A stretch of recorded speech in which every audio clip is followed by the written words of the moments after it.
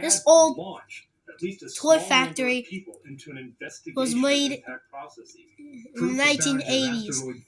All the scientists some 6 decades later from were an making unexpected source. toys everywhere.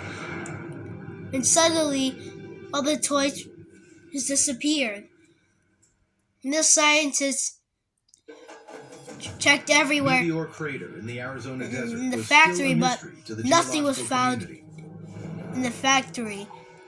The debate And on they whether heard it was caused by something volcanic activity in the or an vents. asteroid impact wasn't resolved They until went to check there, 1960.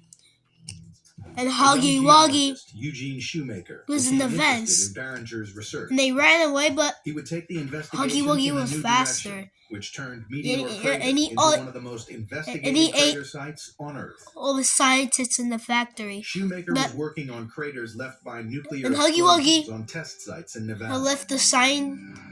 His task was to find out I how mean, the the toy explosions factory, but- transformed the landscape. And Huggy Wuggy came back. Intriguingly, Okay, came out.